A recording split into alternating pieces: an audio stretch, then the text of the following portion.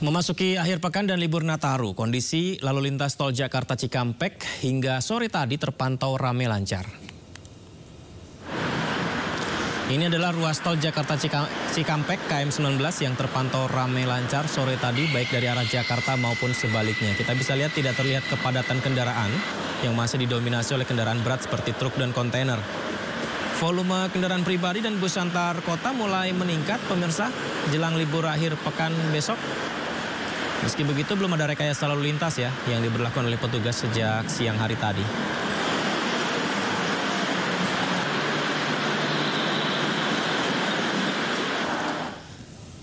Ya, kalau sore tadi ramai lancar, untuk mengetahui keadaan terkini di ruas tol Jakarta Cikampek KM19, kita coba tanya langsung kepada Zul Hilmi. Hilmi, bagaimana kondisi di sana hingga malam ini? Apakah masih ramai lancar?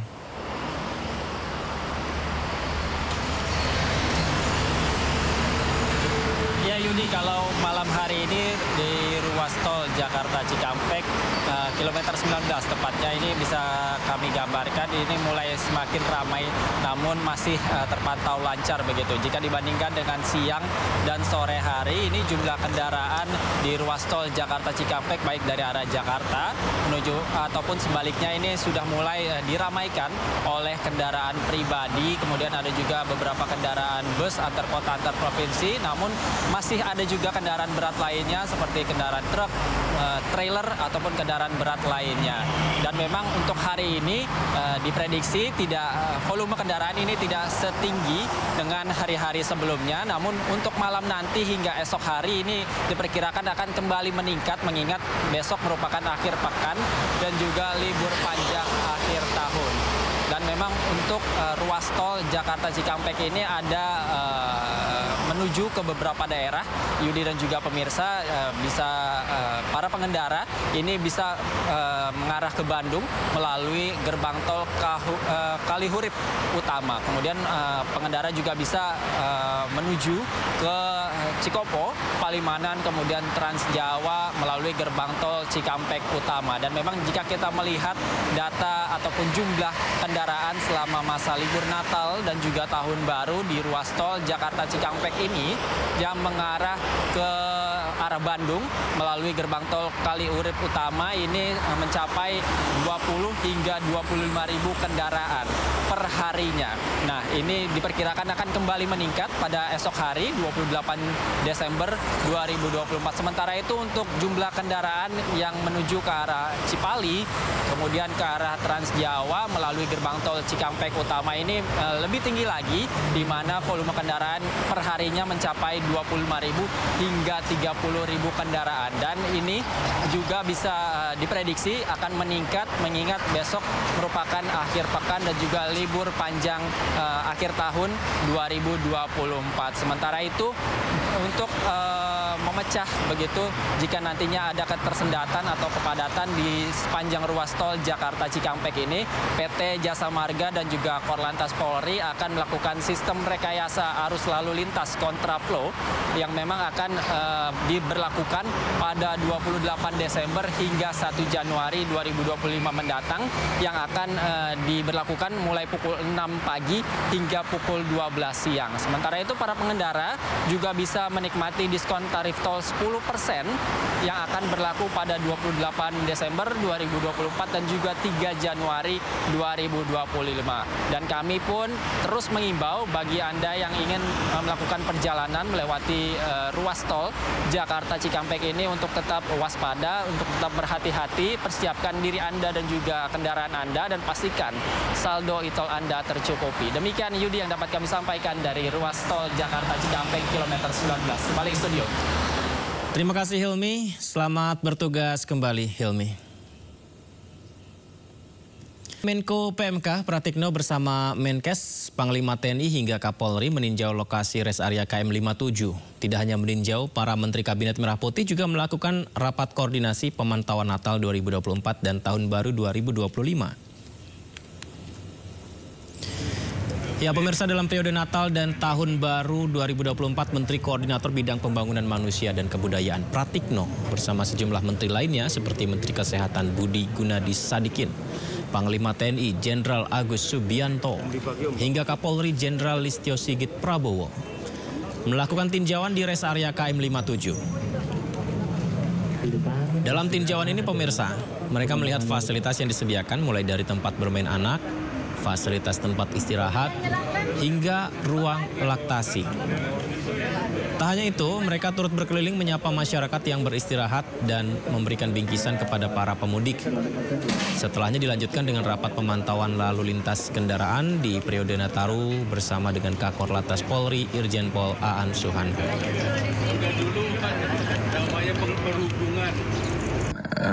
Kami melihat bahwa arus mudik lalu lintas berjalan dengan normal, dan setelah itu kami meninjau rest area. Di sini layanannya bagus. Jadi selanjutnya kami tadi barusan rapat koordinasi untuk mengecek apa-apa yang harus disiapkan kembali untuk mempersiapkan nanti arus balik. Tadi juga disampaikan juga tentang bagaimana kita mengamankan perayaan tahun baru. Kita dorong masyarakat agar tidak terlalu berlebihan menyelenggarakan perayaan untuk tetap menjaga keamanan, ketertiban, dan kenyamanan bagi masyarakat secara keseluruhan. Jadi kita harapkan perayaan tahun baru juga akan berjalan dengan baik, aman, nyaman. Pantauan jalur tol Jawa Barat khususnya di kilometer 57 sempat terjadi kenaikan di puncak arus mudik pertama di tanggal 21, namun setelah itu rata-rata berjalan normal dan cenderung lebih rendah bila dibandingkan dengan tahun kemarin. Namun demikian sempat dilakukan kontraflow 2 kali dan juga 58 kali dilakukan one way di jalur arteri. Tentunya di satu sisi kita juga melihat laporan bahwa terkait jumlah laka lantas juga mengalami penurunan yang cukup signifikan, dan tentunya ini kita minta untuk seluruh rekan-rekan yang terlibat untuk terus dipertahankan sampai dengan kembalinya pada saat arus balik nanti, karena memang kita masih mengalami potensi puncak arus mudik dan juga puncak arus balik. Di libur Natal dan Tahun Baru, penumpang yang berangkat dari Bandara Halim Perdana Kusuma Jakarta Timur juga meningkat. Harga tiket yang turun 10% menjadi salah satu faktor meningkatnya jumlah penumpang.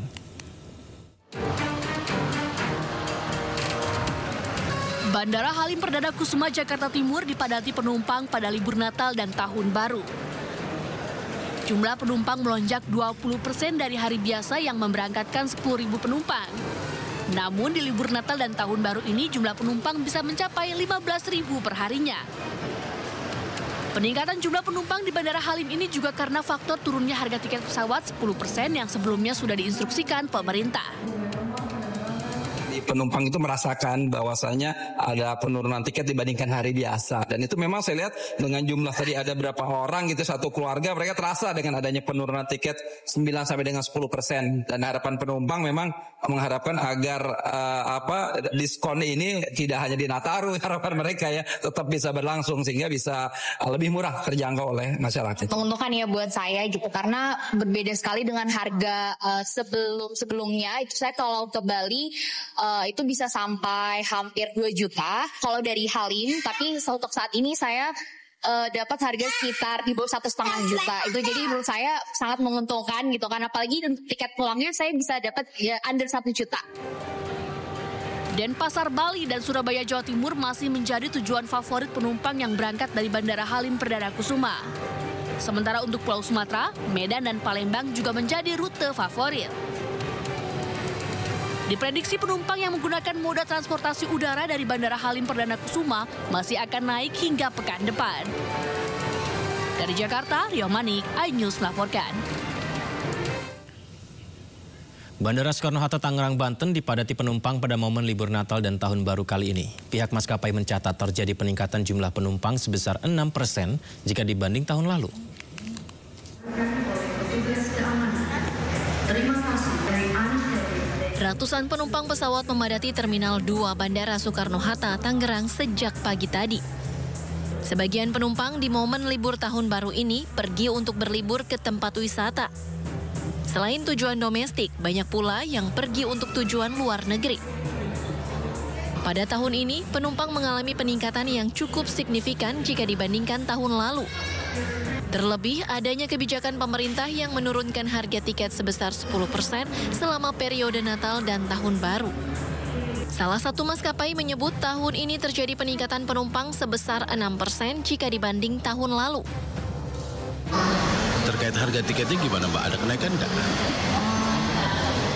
Ya, sedikit kenaikan. Lumayan ya? Ya, karena akhir tahun ya. Karena ada saudara di sana. Oh, sekalian. Jadi sekali silaturahmi liburan. Ya, saya kerja di Singapura. Jadi saya holiday dulu ke Malaysia. Oh, gitu. Pada libur akhir tahun ini, sejumlah rute domestik masih menjadi favorit masyarakat, antara lain Denpasar, Medan, dan Makassar. Sementara tujuan favorit rute internasional antara lain Singapura, Malaysia, dan Thailand. Dari Tangerang, Banten, Hasnugara, iNews melaporkan. Di masa libur Nataru 2024-2025, stasiun kereta cepat Wus di Halim Perdana Kusuma, Jakarta Timur ramai calon penumpang pemirsa. Ada sebanyak 18.000 tiket terjual dengan mayoritas tujuan ke stasiun Padalarang. Kepadatan terlihat di ruang tunggu stasiun kereta cepat Wus, Halim Perdana Kusuma. Hingga Jumat siang, sekitar 18.000 orang berangkat dari stasiun Halim dan diprediksi mencapai 21.000 orang. Sementara sebanyak 7.300 orang tiba di stasiun KCIC Halim. Mayoritas penumpang turun di stasiun Padalarang dan naik KCIC feeder menuju stasiun Bandung. Selama masa angkut Nataru, PT KCIC menambah fasilitas seperti helpdesk untuk membantu perjalanan calon penumpang. Untuk hari ini sendiri sampai dengan penjualan jam 10 pagi itu sekitar 18.000 tiket sudah terjual. Nah ini harusnya kalau sampai dengan KA terakhir prediksi kami penumpang akan lebih dari 21.000. Jadi memang di masa momen liburan ini, momen Nataru, rata-rata penumpang itu meningkat 20% itu berkisar di angka 20 sampai dengan 23.000 per harinya. Nah secara total di momen Nataru itu tiket yang terjual sudah mencapai sekitar 260.000. Lebih dari 260.000 tiket ludes terjual dalam momen libur Natal dan Tahun Baru 2024-2025. Jumlah ini diprediksi melonjak hingga pergantian Tahun Baru. Dari Jakarta, Syahreza Zanski, Sadu Santo, iNews melaporkan. Ya, pemirsa, Kemensetnek menerbitkan aturan perjalanan dinas luar negeri bagi seluruh instansi pemerintahan. Aturan itu diterbitkan pada 23 Desember 2024 yang ditandatangani Mensesnek Prasetyo Hadi. Jadi ada surat edaran dikeluarkan untuk menindaklanjuti arahan Presiden Prabowo Subianto terkait penghematan. Surat tersebut memerintahkan pimpinan kementerian dan lembaga beserta jajaran melakukan penghematan perjalanan dinas luar negeri atau PDLN. Dan salah satu poin pemirsa yang tertulis di antaranya adalah PDLN, perjalanan dinas luar negeri dilakukan dalam rangka kegiatan yang memiliki urgensi dan sepanjang tidak ada tugas mendesak di dalam negeri. PDLN baru bisa dilakukan setelah mendapat izin dari Presiden langsung sesuai dengan prosedurnya. Ya, tidak hanya membatasi perjalanan dinas ke luar negeri saja, Kepala Negara juga menugaskan Menteri dan Wakil Menteri untuk turun ke lapangan langsung, memastikan kelancaran libur Natal dan Tahun Baru. Presiden Prabowo Subianto meminta pelayanan kepada masyarakat yang merayakan Natal dan melakukan perjalanan selama libur Tahun Baru harus terlayani dengan baik dan juga optimal. Sebelumnya Wakil Presiden Gibran Rakabuming Raka memastikan pemerintah terus memantau situasi libur Nataru di berbagai daerah termasuk pemantauan di tempat-tempat wisata yang dipadati pengunjung selama liburan.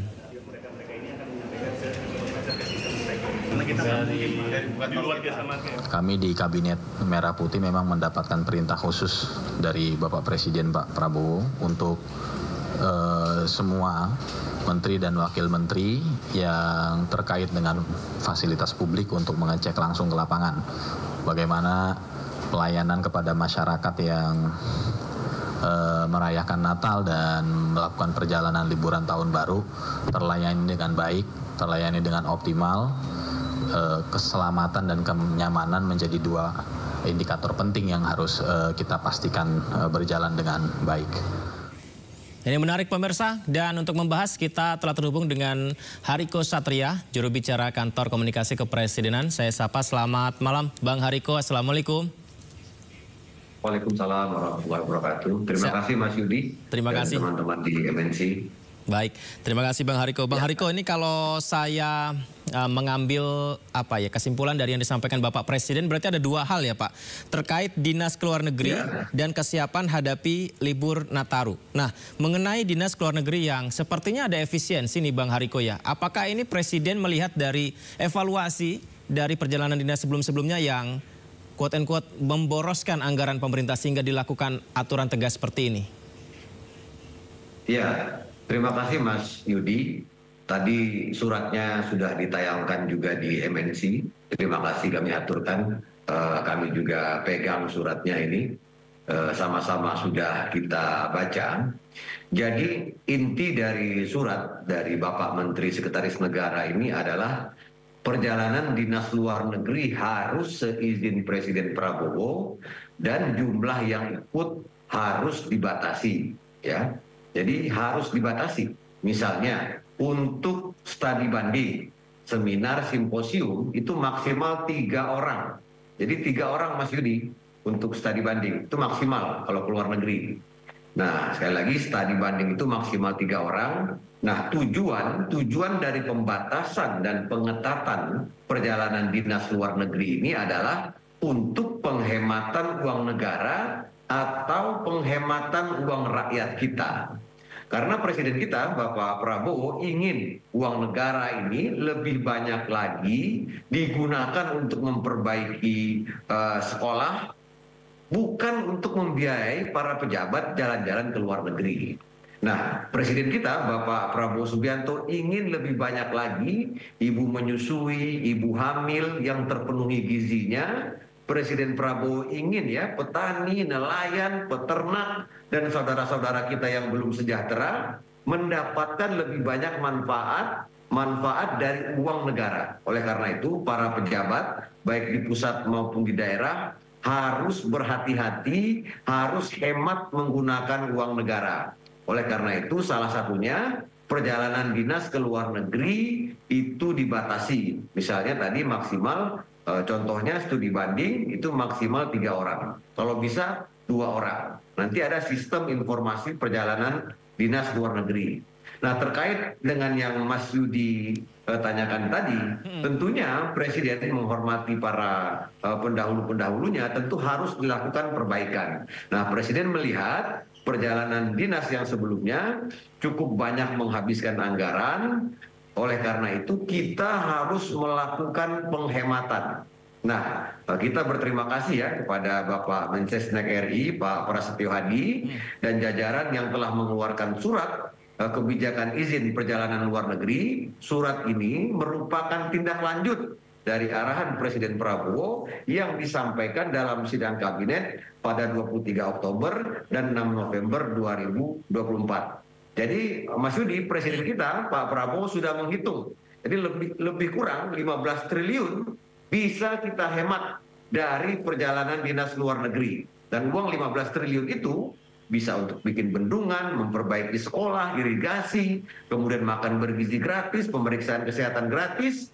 Nah, pembatasan, jadi kami tekankan pembatasan dan pengetatan perjalanan dinas luar negeri ini bukan hal yang baru dipikirkan oleh Presiden Prabowo, melainkan sudah sesuai dengan janji Presiden atau sudah tercatat dalam visi misi Presiden, yaitu sesuai dengan program prioritas Presiden yang ketiga.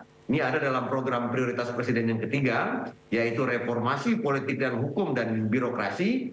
Jadi intinya Presiden kita, Bapak Prabowo Subianto, ingin birokrasi yang efisien, profesional, dan berintegritas. Begitu Mas Yudi. Terima kasih. Birokrasi yang efisien. Menarik itu Pak, kita garis bawahi. Tapi sebelum kita bahas lebih lengkap lagi, kita simak dulu informasi berikut ini Pak Hariko. Presiden Prabowo Subianto meminta anggaran perjalanan dinas pejabat kementerian lembaga dikurangi 50%. Efisiensi anggaran ini ditaksir bisa menghemat hingga 15 triliun rupiah uang negara, pemirsa. Pada pembukaan sidang Tanwir dan Milad ke-112 Muhammadiyah di Universitas Muhammadiyah Kupang, Nusa Tenggara Timur, Presiden Prabowo Subianto meminta pejabat Kementerian Negara mengurangi anggaran perjalanan dinas luar negeri yang menelan anggaran hingga 47,8 triliun rupiah. Presiden meminta anggaran perjalanan dinas dikurangi 50% agar negara bisa menghemat hingga 15 triliun rupiah. Hitungan kita perjalanan luar negeri saja itu Indonesia ini perjalanan luar negeri pejabat-pejabat 3 miliar dolar. Saya minta dikurangi 50% saja. Kalau bisa dikurangi 50%, artinya kita bisa menghemat 15T. 15T itu berapa bendungan, berapa irigasi, berapa SD bisa kita perbaiki, berapa anak sekolah bisa kita kasih makan. Tolonglah ya para menteri, puasa dulu. Puasanya 5 tahun. Prabowo menyampaikan efisiensi anggaran perjalanan dinas dapat dialokasikan untuk pembangunan fasilitas umum dan membantu rakyat yang kurang mampu. Tim Liputan iNews melaporkan. Baik, kita lanjutkan Mas Hariko ini. Mumpung ada Bang Hariko ini, kalau saya lihat di media sosial juga ramai yang mengomentari apa yang disampaikan Pak Presiden. 15T bisa hemat. Berarti yang kemarin-kemarin menteri-menteri jalan ke luar negeri itu kita boros 15T dong. Gimana jawabnya nih Bang? Iya, Presiden kita sangat menghormati pemerintahan yang sebelum-sebelumnya. Tentunya harus ada perbaikan. Presiden Prabowo sangat menghormati masyarakat Indonesia. Presiden tidak ingin melukai hati masyarakat. Dan Presiden tentu ingin memperbaiki. Intinya Presiden kita, Bapak Prabowo Subianto, ingin ya, Mas Yudi, setiap rupiah dari uang APBN itu benar-benar berdampak terhadap kesejahteraan dan kebahagiaan masyarakat. Jadi sekarang kan kita ingin memperbaiki 10.000 sampai 22.000 kelas. Misalnya sekarang nih, SD itu yang rusak ringan, sedang maupun berat, itu lebih dari 50% sekolah dasar di Indonesia ini rusak. Nah, Presiden kita, Bapak Prabowo Subianto, ingin uang itu digunakan untuk memperbaiki sekolah. Jadi jangan sampai uang yang seharusnya digunakan untuk memperbaiki toilet, ruang guru, ruang belajar, itu malah digunakan untuk jalan-jalan para pejabat ke luar negeri. Jadi sudah sangat tegas disampaikan, harus seizin Presiden dan jumlahnya itu dibatasi. Nah, jika perjalanan dinas luar negeri dilakukan sebelum mendapatkan persetujuan, artinya ada yang melanggar, maka para pimpinan kementerian lembaga, para kepala daerah atau para pelaku perjalanan dinas luar negeri itu bertanggung jawab penuh dengan segala konsekuensi yang ditimbulkan. Tentunya ada konsekuensi dan Presiden kita, Bapak Prabowo Subianto, Mas Yudi, sudah menegaskan tidak ada yang kebal aturan atau tidak ada orang atau siapapun yang merasa dirinya kebal terhadap aturan. Kita ingin perbaikan, kita betul-betul ingin uang rakyat yang berasal dari pajak ini betul-betul digunakan untuk kepentingan masyarakat, bukan untuk kepentingan jalan-jalan dari para pejabat, apalagi kalau jalan-jalan itu membawa keluarga, membawa orang-orang terdekat yang tidak ada hubungannya dengan perjalanan dinas. Yang disampaikan Pak Presiden ini di surat edaran tersebut, ini kalau saya salah minta tolong dikoreksi. PDLN hanya diperbolehkan jika memiliki urgensi substantif, begitu ya Bang ya? Nah ini apakah ada mengatur prosedur pengajuan izin untuk perjalanan dinas ke luar negeri Bang? Supaya tahu ini urgensi atau tidak? Baik, terima kasih Mas Yudi sudah membaca surat dari Menteri Sekretaris Negara. Intinya diajukan ya, perjalanan dinas itu diajukan seminggu sebelumnya permohonan untuk melakukan perjalanan dinas luar negeri, kemudian akan dilakukan pengecekan, kemudian setelah itu baru diputuskan apakah perjalanan dinas itu layak untuk dilakukan atau tidak. Artinya hanya perjalanan dinas yang betul-betul urgen dan mendukung Asta Cita, kemudian juga berdampak langsung ya terhadap daerah yang bisa dilakukan.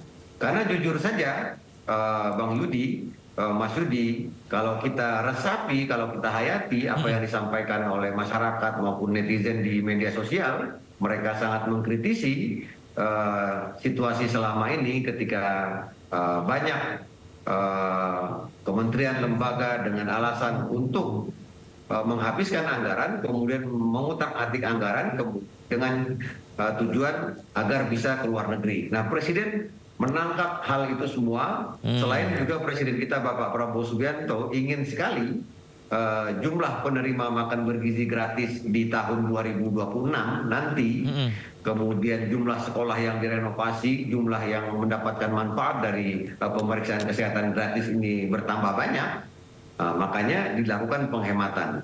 Bukan hanya penghematan terhadap perjalanan dinas, sebelumnya juga Ibu Sri Mulyani juga mengeluarkan surat edaran itu malah untuk keseluruhan perjalanan dinas kepada kementerian lembaga agar memangkas perjalanan dinas sebesar 50% untuk tahun anggaran 2024. Jadi sebelum surat Menteri Sekretaris Negara juga sebelumnya sudah ada surat dari Ibu Sri Mulyani. Jadi sekali lagi Pak Prabowo menekankan tidak ada yang kebal aturan karena kita harus menghormati masyarakat, mereka membayar pajak dan pajak, uang dari pajak harus benar-benar digunakan dengan bijaksana.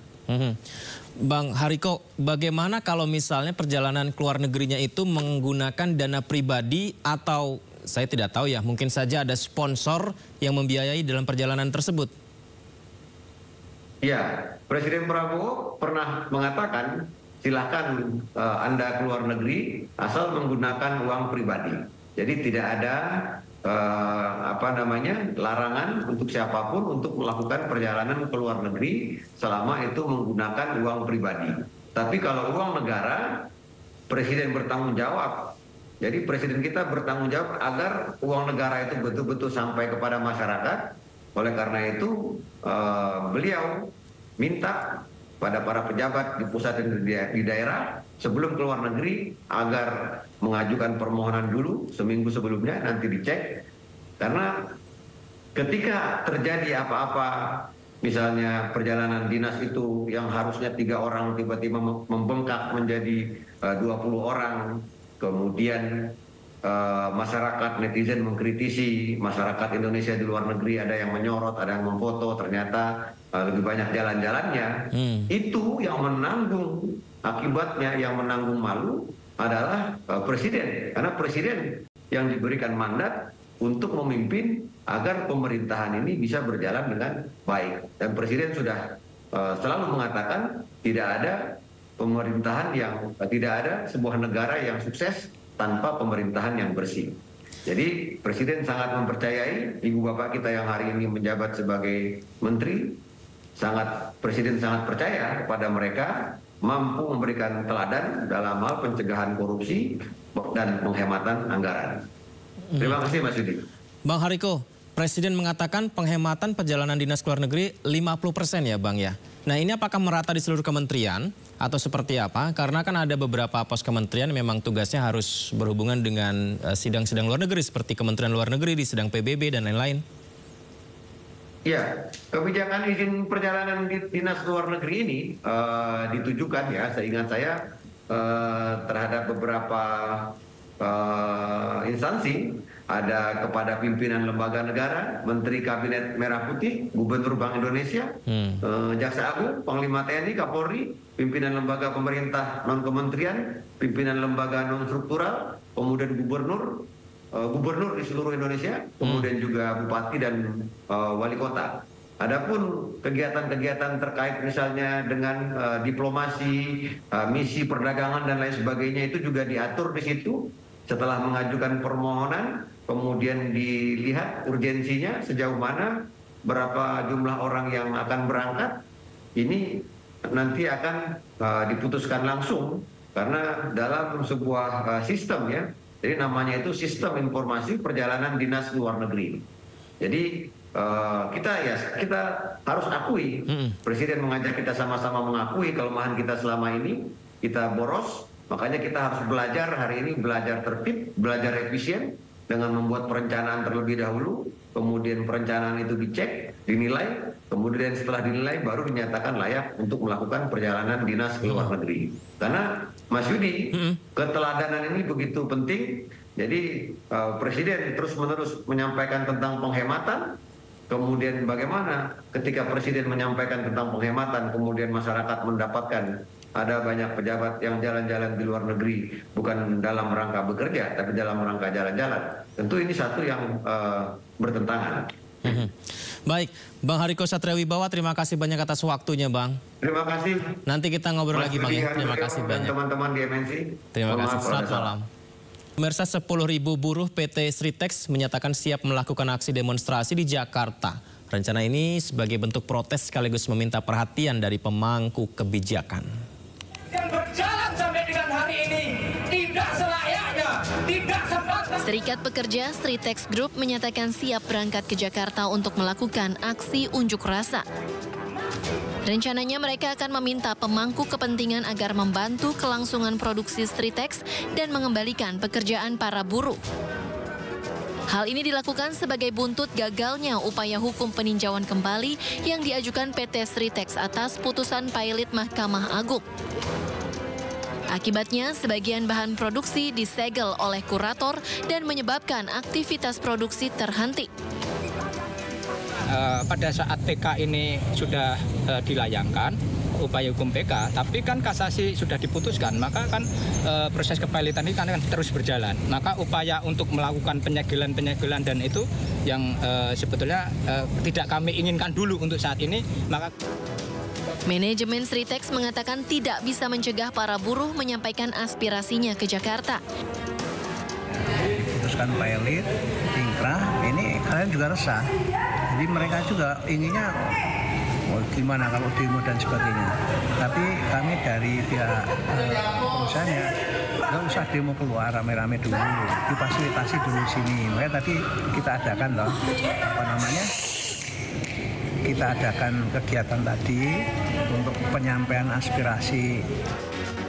Ia juga memastikan bahwa rencana aksi ke Jakarta adalah aspirasi buruh yang ingin mendapat kepastian dalam kelangsungan bekerja di Sritex tanpa ada ancaman PHK. Dari Sukoharjo, Jawa Tengah, Joko Piroso, iNews melaporkan. Wakil Menteri Ketenagakerjaan Immanuel Ebenezer menyebut ada tangan setan yang diduga sengaja bermain dalam proses kepailitan PT Sritex. Pertama, kami menduga dugaan dalam proses peletan ini ada tangan setan yang bermain.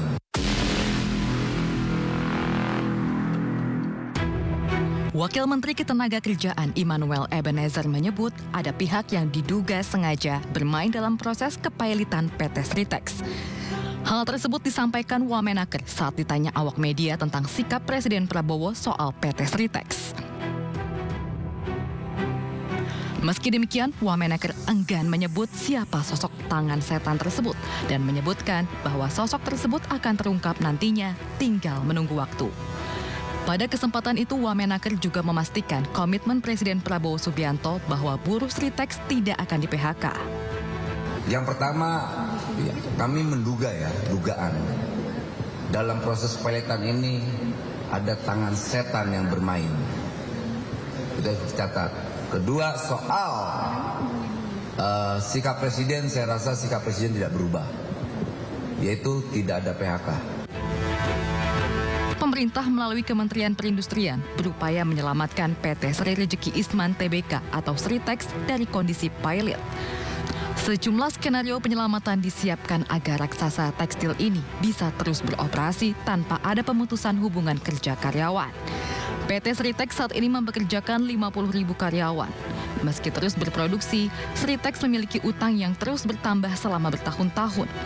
Dari laporan keuangan terbaru, PT Sritex saat ini memiliki utang sebesar 25 triliun rupiah ke sejumlah pihak. Tim Liputan iNews melaporkan.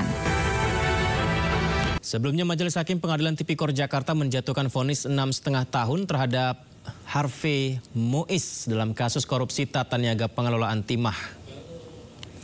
Pengusaha sekaligus suami aktris Sandra Dewi, Harvey Muiz menjalani sidang putusan dalam kasus korupsi tata niaga pengelolaan timah di Pengadilan Tipikor Jakarta Pusat Senin siang. Dalam amar putusannya, Majelis Hakim menyatakan Harvey Muiz terbukti bersalah melakukan tindak pidana korupsi dan pencucian uang dan menjatuhkan vonis 6,5 tahun penjara, pemirsa. Suami Sandra Dewi ini juga diwajibkan membayar denda 1 miliar rupiah dan uang pengganti 210 miliar. Jika tidak dibayar, maka harta bendanya akan dirampas dan dilelang untuk mengganti kerugian negara. Dan bila jumlah hartanya ternyata tidak cukup, maka diganti hukuman penjara tambahan.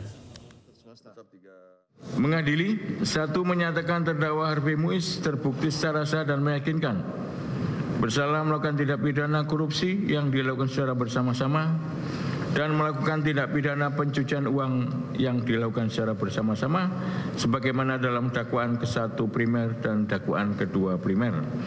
2. Menjatuhkan pidana kepada terdakwa dengan pidana penjara selama 6 tahun dan 6 bulan dan denda sebesar 1 miliar rupiah dengan ketentuan apabila denda tersebut tidak dibayar akan diganti dengan pidana kurungan selama berapa tadi Pak? 2 tahun. Bukan yang ini. 6. Ya, 6 ya. Selama 6 bulan. Menghukum terdakwa untuk membayar uang pengganti kerugian keuangan negara sebesar 210 miliar rupiah dengan ketentuan jika terpidana tidak membayar uang pengganti selama paling lama 1 tahun setelah putusan.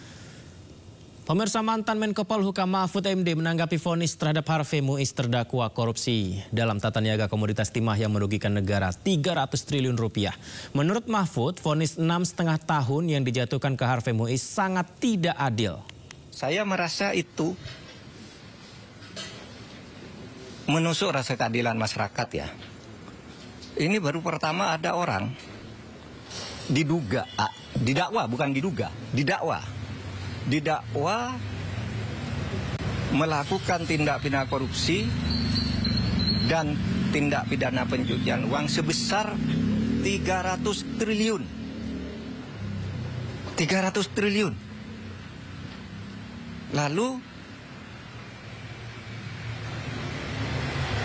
tuntutannya hanya 12 tahun. Dengan uang yang tadi 300 triliun itu dikembalikan hanya 210 miliar. Ditambah denda 1 miliar. 250 miliar dari 300 triliun itu berapa? 0,007%. 0,007%. Kepala Pusat Penerangan Hukum Kejaksaan Agung Harley Siregar mengatakan denda damai tidak bisa diterapkan untuk menyelesaikan tindak pidana korupsi. Harley menegaskan bahwa denda damai adalah penghentian perkara di luar pengadilan dengan membayar denda yang disetujui oleh Jaksa Agung terhadap tindak pidana ekonomi. Menurut Harley, denda damai ini hanya bisa diterapkan untuk penyelesaian tindak pidana ekonomi, bukan korupsi. Kecuali ada definisi yang memasukkan korupsi sebagai tindak pidana ekonomi.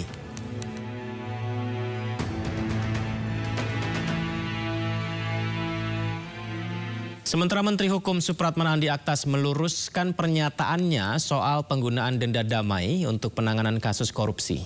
Pemerintah menegaskan pemberian pengampunan tidak sembarangan dalam tindak pidana, termasuk korupsi.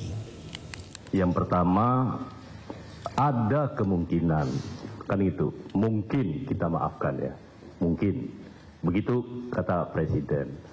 Yang kedua, bahwa di dalam pemberantasan tindak pidana korupsi sama sekali Presiden tidak akan memberi toleransi, ya, tidak akan memberi toleransi. Yang ketiga, kalaupun akan ada pengampunan, setelahnya akan diikuti dengan proses penegakan hukum yang sangat keras. Bahkan beliau mewanti-wanti supaya jangan sampai ada aparat penegak hukum untuk membekengi terhadap satu kasus tertentu. Kan clear pernyataan Presiden seperti itu. Presiden Republik Indonesia Prabowo Subianto menyampaikan wacana tobat bagi koruptor dengan cara mengembalikan harta negara yang telah dicuri sebelumnya. Tapi pemirsa, wacana memaafkan koruptor hingga denda damai untuk tindak pidana korupsi terus menuai polemik. Di hadapan mahasiswa Indonesia di Al-Azhar, Kairo, Mesir, Presiden Prabowo Subianto mengaku hendak memaafkan para koruptor jika mereka mengembalikan uang yang dicuri dari rakyat. Tak menyatakan jumlahnya, Prabowo justru mengaku hendak memaafkan para koruptor dengan syarat tertentu. Memberi kesempatan untuk tobat. Hai para koruptor atau yang merasa pernah mencuri dari rakyat, kalau kau kembalikan yang kau curi, ya mungkin kita maafkan. Tapi kembalikan dong. Nanti kita beri kesempatan. Cara mengembalikannya bisa diam-diam supaya nggak ketahuan. Mengembalikan loh ya. Tapi kembalikan. Sementara Menteri Koordinator Bidang Hukum, HAM, Imigrasi dan Pemasyarakatan Yusril Iza Mahendra mengatakan rencana ini merupakan strategi pemberantasan rasuah dengan menekankan pada pemulihan negara. Yusril mengatakan Prabowo sebagai kepala pemerintahan dan kepala negara memiliki kewenangan memberikan amnesti dan abolisi terhadap tindak pidana apapun, termasuk tindak pidana korupsi. Nah, jadi kalau misalnya Pak Prabowo mengeluarkan amnesti dan abolisi terhadap orang yang masih dalam proses hukum diduga melakukan korupsi atau orang yang sudah divonis bersalah melakukan korupsi, Presiden bisa memberikan abolisi, bisa juga memberikan abolisi jadi perkaranya tidak dituntut, atau Presiden memberikan amnesti sedang sidang ataupun diadili ataupun juga tidak akan dituntut. Itu bisa terjadi. Jadi kalau itu dilakukan, maka ketentuan tentang bahwa meskipun mengembalikan kerugian negara tidak menghapuskan sifat pidananya, itu kalau diberikan abolisi amnesti, ya perkara itu selesai. Nah, lebih tinggi itu di 45. Sementara mantan Menko Polhukam Mahfud MD mengkritisi rencana Presiden Prabowo yang akan memaafkan koruptor asalkan kembalikan uang yang telah diambil kepada negara. Menurut Mahfud, Prabowo akan kesulitan dalam mengetahui jumlah uang yang telah digarong para koruptor. Menurut Mahfud, untuk mengetahui jumlah uang yang dikorupsi harus melalui pengadilan. Kalau salah kaprah itu biasanya sudah dilakukan, terbiasa meskipun salah. Ini belum pernah dilakukan kok. Mana ada korupsi diselesaikan secara damai? Itu korupsi baru, namanya kolusi. Kalau diselesaikan secara damai, dan itu sudah sering terjadi kan? Diselesaikan diam-diam antar penegak hukumnya yang ditangkap. Kalau menyelesaikan diam-diam kan banyak tuh yang terjadi. Jaksa, polisi, hakim masuk penjara kan mau menyelesaikan diam-diam. Gitu, itu sama aja. Oke. Pak, tapi dikit Pak Andi Aktas kan ada menyinggung sedikit soal turunan dari Undang-Undang Kejaksaan. Berarti ini apakah ada keterkaitan akan ada? Ya itu. Yang saya katakan tadi itu menyebut Undang-Undang Kejaksaan itu salah. Undang-Undang Kejaksaan itu mengatur tentang itu di dalam pasal 35 yang menyatakan bahwa dalam hal-hal tertentu Jaksa Agung boleh menerapkan denda damai di mana sebuah kasus itu tidak diadili asal ada perdamaian tentang jumlah yang dibayar. Itu pasal 35 menyebut bahwa itu hanya untuk tindak pidana ekonomi. Lihat aja pasal 35 itu tindak pidana ekonomi itu ada 3. Kepabeanan, perpajakan, dan apa tadi? Dan bea cukai. Hanya itu yang boleh. Kalau korupsi lain tidak boleh, tidak pernah ada dan tidak boleh ada. Tapi terserah aja, nanti lihat aja akibatnya akan lari semua orang koruptor diam-diam kalau mau ketahuan baru ngelapor, minta damai, dan kita tidak tahu siapa yang mendamaikan, kan gitu. Sementara Kepala Pusat Penerangan Hukum Kejaksaan Agung Harli Siregar mengatakan, denda damai tidak bisa diterapkan untuk menyelesaikan tindak pidana korupsi. Menurut Harli, denda damai ini hanya bisa diterapkan untuk penyelesaian tindak pidana ekonomi. Penetapan Sekjen PDIP Hasto Kristianto sebagai tersangka oleh KPK menandai babak baru dalam kasus suap Harun Masiku.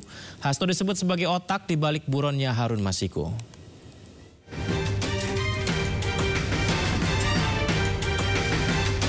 Kasus suap ex-kader PDI Perjuangan Harun Masiku memasuki babak baru. Sehari menjelang Natal, Selasa 24 Desember 2024, KPK resmi mengumumkan penetapan Sekjen PDIP Hasto Kristianto sebagai tersangka kasus suap pergantian antar waktu Harun Masiku. Ketua Komisi Pemberantasan Korupsi Setio Budianto dalam konversinya menyebut Hasto secara aktif melakukan upaya menggagalkan Rizky Aprilia sebagai caleg DPR terpilih tahun 2019 menggantikan Nazarudin Kiemas yang meninggal dengan suara 44.402 suara. HK bahkan disebut membuat rencana agar posisi Nazarudin bisa digantikan Harun Masiku yang hanya memperoleh 5.878 suara. Termasuk melakukan penyuapan pada Wahyu Setiawan yang saat itu berstatus komisioner KPU. Usai melakukan penyidikan, KPK pun resmi mengumumkan Hasto terlibat kasus tindak pidana korupsi, yakni memberi hadiah atau janji kepada pegawai negeri atau penyelenggara negara, yaitu Wahyu Setiawan, anggota KPU periode 2017-2022. Hasto juga diduga sebagai otak di balik buronnya Harun Masiku. Saat proses penyidikan terhadap perkara HM dan upaya pencarian DPO HM ini dilakukan secara sangat serius, juga dilakukan tidak mengenal waktu, bahkan banyak melakukan koordinasi dengan berbagai pihak. Penyidik menemukan adanya bukti keterlibatan saudara HK yang bersangkutan selaku Sekjen PDI Perjuangan. Menanggapi hal ini, PDI Perjuangan menyebut penetapan Hasto sebagai tersangka kasus Harun Masiku merupakan politisasi hukum. Partai berlogo banteng ini juga meminta seluruh kader agar tak gentar usai penetapan Hasto menjadi tersangka oleh KPK, terlebih jelang Kongres PDIP. Kami menduga memang kasus ini lebih terlihat seperti teror terhadap Sekjen DPP PDI Perjuangan. Dan keseluruhan proses ini sangat kental aroma politisasi hukum dan kriminalisasi. Penetapan Hasto sebagai tersangka tentunya menjadi pukulan keras bagi PDIP. Sebelumnya, Ketua Umum PDI Perjuangan bahkan pernah menyebut akan mendatangi KPK jika Sekjen PDIP Hasto Kristianto ditangkap. Hal ini disampaikan Megawati pada 12 Desember 2024. Harun Masiku itu tahun 2019. Coba ayo anti hukum berani hitung berapa semuanya yang ditahan. Kalau Hasto itu ditangkap, saya datang. Saya nggak bohong. Kenapa? Saya ketua umum bertanggung jawab kepada warga saya. Dia adalah sekjen. Sebelumnya, Hasto pernah diperiksa oleh KPK, yakni pada 10 Juni 2024 sebagai saksi dugaan suap ex-kader PDIP Harun Masiku yang masih buron. Dalam pemeriksaan ini, Hasto tak terima Kusnadi, staf yang menemaninya turut digeledah penyidik KPK, termasuk menyita 3 buah handphone, kartu ATM, dan buku catatan miliknya. Hasto dijerat pasal 5 ayat 1 Undang-Undang Nomor 31 Tahun 1999 dan pasal 12 Undang-Undang Nomor 13 Tahun 2019 tentang tindak pidana korupsi dan pasal 5 tentang perintangan penyidikan. Tim Liputan, iNews melaporkan.